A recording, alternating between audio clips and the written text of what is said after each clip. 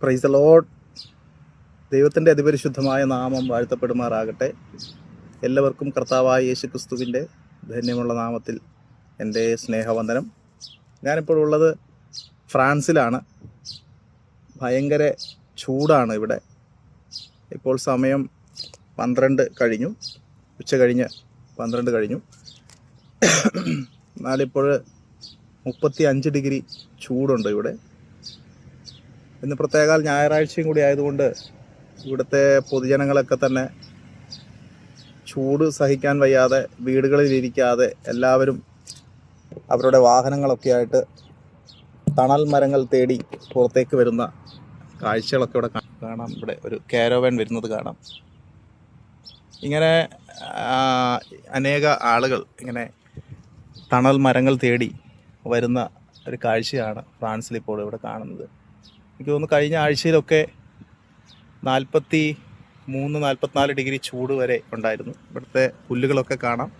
സാധാരണ യൂറോപ്പ് എന്നൊക്കെ പറയുമ്പോൾ പച്ച പൊതിഞ്ഞ ഒരു യൂറോപ്പിനെയാണ് നമുക്ക് കാണാൻ കഴിയുന്നത്. എന്നാലിപ്പോൾ എല്ലാം ഉണങ്ങി വരണ്ടിരിക്കുന്നൊരു പ്രത്യേക ഒരവസ്ഥയിലാണ് ഇവിടെ. പൊതുവേ ഈ സമ്മർ സമയങ്ങളിൽ ഉണങ്ങാറുണ്ട്.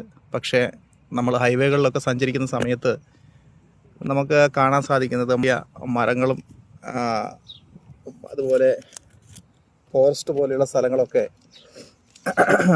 ഉണങ്ങി വരണ്ട് ഒരവസ്ഥയിലാണ് കാണുന്നത്. അപ്പം വല്ലാത്തൊരു ചൂടിലൂടെ യൂറോപ്യൻ കൺട്രികൾ കടന്നു പോകുന്നു. അതിൻ്റെ ഇടയിൽ ഒത്തിരി മരണങ്ങളൊക്കെ ഇവിടെ സംഭവിച്ചു എന്നൊക്കെ സോഷ്യൽ മീഡിയ വഴി കേൾക്കുകയും കാണുകയൊക്കെ ചെയ്യുന്നു.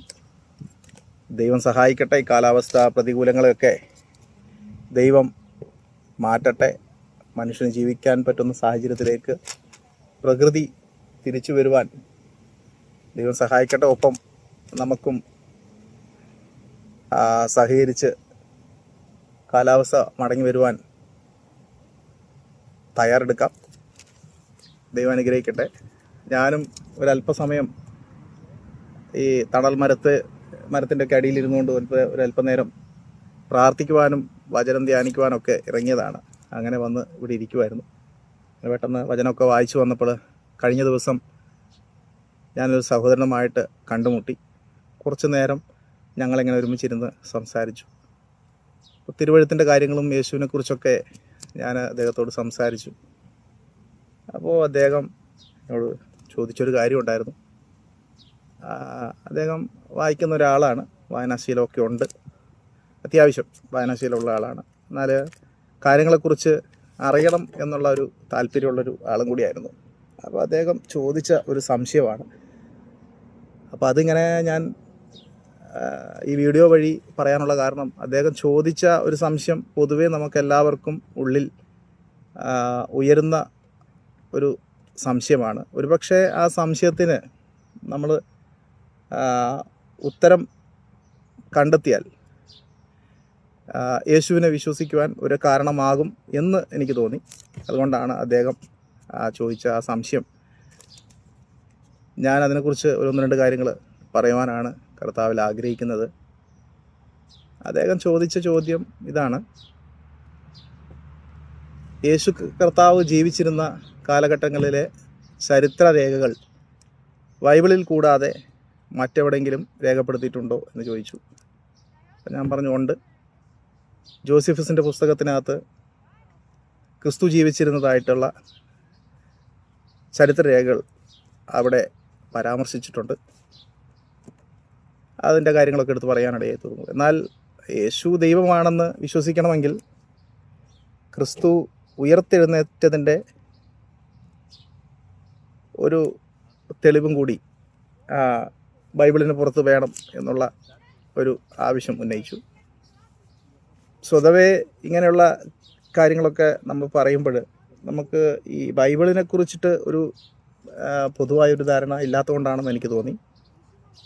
അപ്പോൾ ഞാൻ അദ്ദേഹത്തോട് പറഞ്ഞു, നിങ്ങൾ ആ കാലഘട്ടത്തിൽ ജീവിക്കുന്ന ഒരാളാണെങ്കിൽ, നിങ്ങൾ യേശു കർത്താവ് ജീവിച്ചിരുന്ന കാലഘട്ടത്തിൽ ജീവിക്കുന്ന ഒരാളായിരുന്നു എന്ന് വിചാരിക്കുക. ആളായിരുന്നുവെങ്കിൽ നിങ്ങളൊരു എഴുത്തുകാരനോ അല്ലെങ്കിൽ മറ്റൊരു സാധാരണ പൊതുസമൂഹത്തിൽ ഇടപെടുന്നൊരു വ്യക്തിയോ ആണെങ്കിൽ എന്താണ് സാധാരണ ചെയ്യുക? ഒരു പുസ്തകത്തിനകത്ത് എഴുതി വയ്ക്കും. അങ്ങനെ എഴുതി വെച്ച 27 പുസ്തകങ്ങൾ ഉൾപ്പെട്ടതാണ് ബൈബിള്. ഇപ്പോൾ ബൈബിളെന്ന് പറയുന്നത് ഒരൊറ്റ പുസ്തകമല്ല. ബൈബിളിനകത്ത് അന്നത്തെ കാലഘട്ടങ്ങളിൽ യേശുവിനെ ഉയർത്തെഴുന്നേറ്റതായി കണ്ട ആളുകൾ എല്ലാം തന്നെ സെപ്പറേറ്റ് ആയിട്ടുള്ള പുസ്തകങ്ങൾ എഴുതി വെച്ചു. യേശു കർത്താവിൻ്റെ ഉയർപ്പിന് ശേഷം ഏകദേശം 400 വർഷങ്ങൾ കഴിഞ്ഞിട്ടാണ് ഈ ബൈബിളിലെ പുസ്തകങ്ങളെല്ലാം കൂടി ഒരുമിച്ചാകുന്നത്. അപ്പോൾ ഒറ്റ വാക്കിൽ പറഞ്ഞാൽ ബൈബിളിലെ പുസ്തകം ഒരൊറ്റ പുസ്തകമല്ല, അത് ഒരുപാട് പുസ്തകങ്ങൾ അടങ്ങിയതാണ്. അതുകൊണ്ട് ആ കാലഘട്ടത്തിൽ ഒത്തിരി പുസ്തകങ്ങൾ എഴുതിയിട്ടുണ്ട്. അതിൽ 27 പുസ്തകങ്ങൾ ബൈബിളിനകത്ത് തന്നെ നമുക്ക് കാണാൻ സാധിക്കും. പിന്നെ ബൈബിളിന് പുറത്ത് എന്തുകൊണ്ട് യേശുക്രിസ്തു ഉയർത്തെഴുന്നേറ്റത്തിൻ്റെ ചരിത്ര രേഖകൾ ഇല്ല എന്ന് ചോദിച്ചതിൻ്റെ ഉത്തരമാണ് ഞാൻ പറഞ്ഞത്. ഉണ്ടോ എന്ന് എനിക്കറിയില്ല, എൻ്റെ അറിവിൽ ഇല്ലെന്നാണ്. പക്ഷേ എന്തുകൊണ്ടില്ല എന്ന് ചോദിച്ചാൽ, ഞാൻ ഉദാഹരണം പറഞ്ഞുവല്ലോ, ആ കാലഘട്ടത്തിൽ ജീവിച്ചിരുന്ന എല്ലാവരും ക്രിസ്തുയേശു ഉയർത്തെഴുന്നേറ്റതിൻ്റെ ഭാഗമായി അവർ കണ്ടതും ഉയർത്തെഴുന്നേറ്റ് ജീവനോടെ കണ്ടത് എഴുതിയ പുസ്തകങ്ങളെല്ലാം തന്നെ പിന്നീട് ബൈബിളിനകത്തേക്ക് കൂട്ടിച്ചേർക്കപ്പെട്ടു. അങ്ങനെയെങ്കിൽ ഈ ബൈബിളിനകത്ത് തന്നെ ഈ പുസ്തകങ്ങളെല്ലാം ഉൾപ്പെട്ടിട്ടുണ്ട്. അതുകൊണ്ട് ദയവായി ഈ പുസ്തകങ്ങൾ ബൈബിൾ വായിക്കുക. ബൈബിളിനകത്തുള്ള 27 പുസ്തകങ്ങൾ, പുതിയ നിയമത്തിലെ 27 പുസ്തകങ്ങൾ ക്രിസ്തുവിൻ്റെ ഉയർപ്പിന് ശേഷം അനേക സാക്ഷികൾ, അതായത് 1 കൊരിന്ത്യർക്ക് എഴുതിയ ലേഖനം 15-ാം അധ്യായം 6-ാം വാക്യത്തിൽ പറയുന്നു, 500-ൽ പരം ശിഷ്യന്മാർക്ക് അവൻ ഒരുമിച്ച് പ്രത്യക്ഷനായി. അപ്പോൾ അത്രയും പേരുടെ സാക്ഷ്യരേഖകൾ ഇതിനകത്തുണ്ട്. അതുകൂടാതെ ഒത്തിരി സാക്ഷ്യങ്ങൾ, ഒത്തിരി കണ്ട ആളുകൾ, അവരെല്ലാം ഈ പുസ്തകങ്ങളിൽ, ബൈബിളിൻ്റെ അകത്തുള്ള പുസ്തകങ്ങളിൽ രേഖപ്പെടുത്തി വെച്ചിട്ടുണ്ട്. അതുകൊണ്ട് യേശുക്രിസ്തു ഉയർത്തെഴുന്നേറ്റ ഒരേ ഒരു വ്യക്തിയാണ്. ലോകത്തിൽ ഇന്നുവരെ ആരും മരിച്ചിട്ട് ഉയർത്തെഴുന്നേറ്റിട്ടില്ല. ഉയർത്തെഴുന്നേറ്റത് അദ്ദേഹം അവിടുന്ന് ദൈവമായതുകൊണ്ടാണ്. ദൈവമാണ് എന്ന് തെളിയിക്കുന്ന ഏറ്റവും വലിയ കയ്യൊപ്പാണ് അത് ഉയർത്തെഴുന്നേൽപ്പ് എന്ന് പറയുന്നത്. ഇതുപോലെ നിങ്ങളും ഞാനും ഉയർത്തെഴുന്നേൽക്കുന്ന ഒരു കാലം വരുന്നു. അത് വിദൂരമല്ല. കാലം അവസാനിക്കാറായി. അതിൻ്റെ തെളിവുകളാണ് ഇവിടുത്തെ പ്രകൃതി എല്ലാം മാറിക്കൊണ്ടിരിക്കുന്നതിൻ്റെ ഒരു തെളിവ്. ദൈവം നമ്മെ സഹായിക്കട്ടെ. ഒരല്പം നീളം കൂടിപ്പോയി എന്ന് തോന്നുന്നു വീഡിയോയ്ക്ക്. ദൈവം അനുഗ്രഹിക്കട്ടെ, കർത്താവ് സഹായിക്കട്ടെ. എല്ലാവരും ഓർത്ത് പ്രാർത്ഥിക്കുന്നു. ഇവിടെ അടുത്തെല്ലാം ഫാമിലികളൊക്കെ വന്ന് ഇവിടെ ഇരുന്ന് നമുക്ക് കാണാനൊക്കെ സാധിക്കുന്നുണ്ട്. ഓക്കെ, ദൈവം എല്ലാവരും അനുഗ്രഹിക്കട്ടെ, കർത്താവ് സഹായിക്കട്ടെ. God bless all.